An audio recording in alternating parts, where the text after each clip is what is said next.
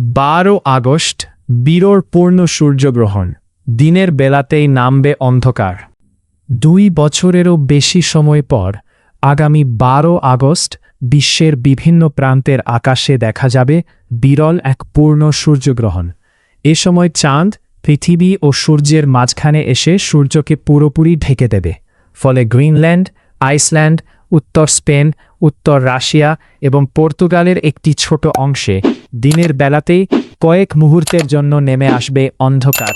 বিশ্বের কোটি কোটি মানুষ আংশিক বা পূর্ণ সূর্যগ্রহণের এই বিরল জ্যোতির্বৈজ্ঞানিক ঘটনা প্রত্যক্ষ করার অপেক্ষায় রয়েছেন।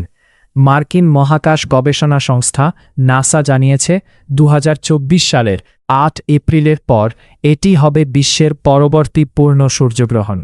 গ্রহণের পূর্ণ ছায়াপথ গ্রিনল্যান্ড, আইসল্যান্ড, উত্তর রাশিয়া, আটলান্টিক মহাসাগর, উত্তর স্পেন এবং উত্তর পশ্চিম পর্তুগালের একটি ছোট অংশ অতিক্রম করবে।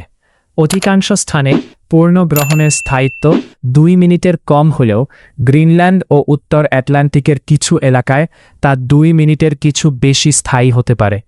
অন্যদিকে ইউরোপের বেশিরভাগ দেশ, উত্তর আমেরিকার কিছু অংশ, কানাডা, উত্তর পশ্চিম আফ্রিকা এবং উত্তর গোলার্ধের বিস্তীর্ণ এলাকায় আংশিক সূর্যগ্রহণ দেখা যাবে। অনেক অঞ্চলে সূর্যাস্তের সময় আংশিক গ্রহণ দৃশ্যমান হবে, যা বিরল সানসেট ইক্লিপস হিসেবে পরিচিত।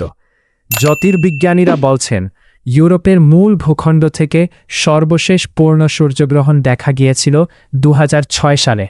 স্পেনের মূল ভূখণ্ডে আবারও পূর্ণ সূর্যগ্রহণ দেখা যাবে দীর্ঘ 101 বছর পর।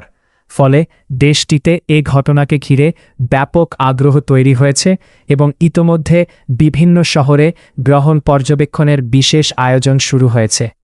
নাসা জানিয়েছে, পূর্ণ গ্রহণের সময় ছাড়া সূর্যের দিকে খালি চোখে তাকানো নিরাপদ নয়।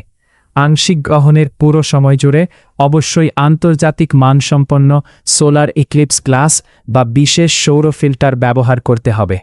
সাধারণ সানগ্লাস দিয়ে সূর্য দেখা সম্পূর্ণ অনিরাপদ। দূরবীন, ক্যামেরা বা টেলিস্কোপ ব্যবহার করলেও সেগুলোর সামনে উপযুক্ত সৌর ফিল্টার থাকতে হবে। নাসার তথ্য অনুযায়ী এর পরবর্তী পূর্ণ সূর্যগ্রহণ হবে 2027 সালের 2 আগস্ট। সেটি দক্ষিণ স্পেন, উত্তর আফ্রিকা, সৌদি আরব, ইয়েমেন সহ কয়েকটি দেশ থেকে দেখা যাবে। যুক্তরাষ্ট্রের মূল ভূখণ্ডে আবার পূর্ণ সূর্যগ্রহণ দেখতে অপেক্ষা করতে হবে 2044 সাল পর্যন্ত।